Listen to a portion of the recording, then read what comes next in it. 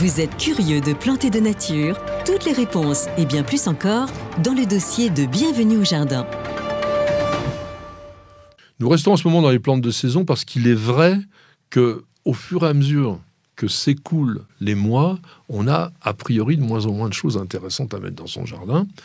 Et pourtant, si on regarde bien, il y a des petits trucs qui sont très très très sympas, et notamment les pensées et les viola cornuta, qui sont des fleurs bisannuelles, donc ça veut dire que des fleurs qu'on a plantées maintenant, en 2022, et qui vont fleurir jusqu'en 2023 et qui disparaîtront au cours de l'année 2023. Ces plantes qui accompagnent vraiment très très bien les bulbes à fleurs de printemps. Les variétés modernes, vous les plantez en automne, à partir même du fin août, début septembre, et vous allez avoir des fleurs tout l'hiver, s'ils ne gèlent pas, et jusqu'à la fin du printemps. Oui, même fin juin. D'ailleurs, les viola cornuta, moi je trouve que le moment où elles sont le plus jolies, c'est le mois de juin. Et on les voit jamais parce qu'on les arrache avant. Mais c'est une plante incroyable. Autant la pensée, je trouve, a passé un petit peu de mode. Et puis ces pensées avec des cœurs qui étaient très bigarrés, tout ça, qui faisaient entre guillemets plante de cimetière. On en plante de moins en moins. Toi, tu en plantes de moins en moins, mais si tu regardes les catalogues des obtenteurs, c'est dingue ce qu'il y a. Et on plante par contre d'autres variétés de pensée, même à grandes fleurs, qui vont être unicolores, qui vont avoir qu'une seule couleur, des jaunes, des roses, un peu plus délicat. Ou certaines qui ont des dessins qui sont vraiment intéressants, dans des tons bleus qui sont magnifiques. Mais c'est vrai que personnellement, je préfère la viola cornuta, celle à petites fleurs, parce qu'elle est beaucoup plus florifère et qu'elle est plus poétique. Elle ressemble à la violette et je trouve qu'elle a vraiment un côté magique. Il lui faut seulement de la lumière, quoi. Vraiment, c'est une plante qui aime la lumière, et si on la plante trop à l'ombre sous les arbres, elle va pas vraiment se développer. Et je conseille vraiment de planter des gros pots, c'est-à-dire de trouver des viola cornuta qui ont poussé au moins dans des pots de diamètre 10, des pots de diamètre 14. Mais pas des petits godets. Pas les petits godets, parce qu'ils seront vraiment beaux à partir d'avril, mai, juin. Ça, c'est une très très bonne idée. Tiens, je voulais vous citer simplement Jacques Prévert par rapport à ce que disait Pierre tout à l'heure sur la pensée. Voilà ce qu'il a dit. Tu as regardé la plus triste et la plus morne de toutes les fleurs de la terre, et comme aux autres fleurs tu lui as donné un nom, tu l'as appelée pensée.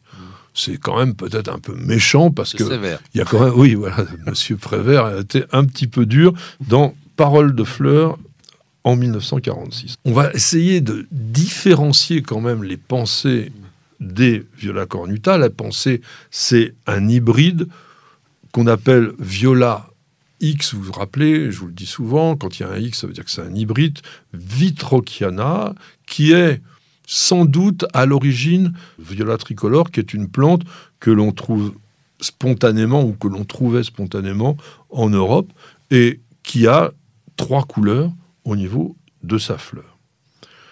On est sur des plantes de la famille des violacées, famille mais qui est totalement inconnue au niveau des genres. Rhinorea, Ibanthus, Anchietea, Corinostylis, enfin, il y a quand même 500 espèces de violacées.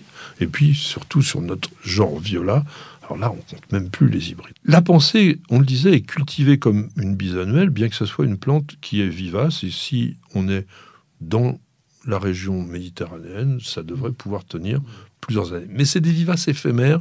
Quand je dis plusieurs années, c'est 2-3 ans, et après ça disparaît. La cornuta, qui est la violette cornue, à petites fleurs, et on les confond. Et comment on va les différencier? Je dirais pas au nombre de pétales, mais... Pas au nombre, à la disposition. Oui. Viola cornuta, 2 pétales en haut, 3 pétales en bas. La pensée, 4 pétales en haut, 1 gros pétale en bas. Donc là, on sait où on est. Plante petite, hein, 15, alors il y en a qui font jusqu'à 30 cm. Chez les cornuta, ça peut monter un petit peu. Avec des fleurs qui sont d'une abondance extraordinaire. Ça va s'arrêter de fleurir au moment des gelées. La plante, elle peut même se recroqueviller complètement. Elle a un aspect mais moche comme tout. N'y touchez pas. Parce que dès que la température revient, plouf, ça se redresse et les fleurs réapparaissent très vite. C'est incroyable, ça aussi. Sur les cornuta, il existe énormément de sortes de ces petites violettes qui sont très très mignonnes et que l'on peut mettre partout dans le jardin. et sur les fenêtres, et sur les terrasses, et sur les balcons. Oui, ils le sont même utilisés dans les suspensions. C'est une plante incroyable, moi que j'aime beaucoup. Je vous dis, elle apporte pour moi énormément de poésie au jardin. En plus, la fleur est comestible, ce qui ne gâche rien. Ça décore ses salades pendant toute la belle saison. Et elles sont vraiment belles jusqu'à fin juin. Alors, il y a une chose au niveau de la plantation, notamment sur Viola cornuta, que je vous conseille, c'est qu'il ne faut pas trop les serrer. Alors, même si aujourd'hui, on voit dans les jardineries, ça c'est très attractif d'ailleurs, on vous fait des jardinières toutes faites. Alors, vous avez cornuta, vous avez parfois un petit euchera à côté, tout ça. Normalement, ça aime bien avoir un peu de respiration. Donc, si vous pouvez les distancer d'une dizaine de centimètres, d'abord, ça leur permettra aussi, comme disait Pierre tout à l'heure, de grossir après, et puis d'éviter le botrytis, qui peut arriver quand même fréquemment, surtout si on a un hiver humide. Parce que la Viola cornuta, ça n'aime pas l'humidité. Ça aime le soleil, mais ça n'aime pas l'humidité. Donc, on va faire, au niveau de la plantation, en sorte que le sol soit quand même bien drainé. Donc, vous pouvez rapporter un peu de sable granuleux. Qu'est-ce que tu mets, toi, comme mélange dans un pot? Dans les pots, de toute façon, on a un mélange qui est quand même assez drainant. On met toujours un peu de pouzzolane pour aérer le sol et éviter que le terreau se tasse trop. Dès que les pots font plus de 50 cm de hauteur, 40 cm de hauteur, on met au moins un tiers de pouzzolane parce qu'autrement, au bout de 2 ans... Il s'est tassé, puis il s'est compacté et les plantes souffrent. Ouais. La pensée, même aussi surtout la cornuta, c'est très gourmand.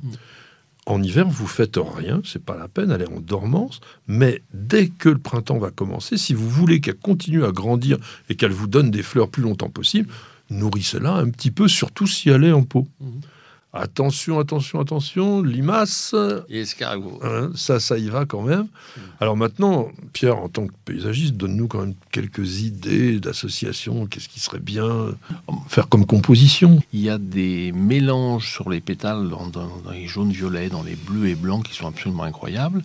On en a une aussi qui s'appelle Irish Molly, non? Molly Sanderson. Molly Sanderson, voilà, qui est presque noire, qui par exemple va être très très belle en association avec des mini-cyclamènes blancs, avec une autre pensée blanche, avec des bruyères blanches. Moi, je conseille... Ou peut-être même d'ailleurs avec des eucheras presque noirs. À ce moment-là, on fait du noir. Il faut oser. Comme la Viola cornuta, si l'hiver est un peu rigoureux, manque de lumière, va être un peu moins jolie, vaut mieux l'associer avec des plantes qui seront belles tout l'hiver, comme les mini-cyclamènes, comme les bruyères ou les eucheras. Et elle va redémarrer et apporter vraiment toute sa générosité au niveau de sa floraison dès que les jours vont se rallonger, dès le mois de mars. Et sera belle vraiment jusqu'à fin juin. Donc il faut vraiment les mettre dans un endroit où elles puissent se développer jusqu'à cette époque-là. Alors moi, il y a une chose que je vous conseille, c'est surtout en pot ou en jardinière, vous plantez des bulbes, même vous pouvez en planter 2 hauteurs. En bas, vous mettez les tulipes ou les narcisses. Après, vous mettez les petits bulbes. Et puis, vous plantez vos pensées. Et les bulbes vont sortir au milieu des pensées. Et ça vous fait un vrai mini-jardin de printemps au moment de la floraison. Alors ça, c'est vraiment très, très sympa. C'est facile à faire comme tout, à condition que ça soit, encore une fois, un sol très drainant. Tu disais, les fleurs comestibles, quand même, une petite recette. Les Viola cornuta sur les salades vertes, c'est vraiment extraordinaire. Ça a quel goût? C'est un petit goût. J'en mange régulièrement. Les variétés qui sont sauvages, botaniques. En juin, juillet, à la montagne, on a toutes ces Viola cornuta qui poussent naturellement dans les prairies. Et je parle, c'est un petit goût particulier. J'arriverai pas à définir. C'est surtout joli pour accompagner. Ah oui, c'est vraiment un plaisir des yeux sur n'importe quelle salade de mettre 2-3 poignées de fleurs de violet. 2-3 poignées. Ah mais oui, non, Wow. faut y aller. En plus, c'est plein de flavonoïdes, c'est très bon pour la santé. Eh ben, puisqu'il dit que c'est très bon pour la santé, mangez des fleurs de pensée. Merci de nous avoir suivis. J'espère que ça vous aura intéressé.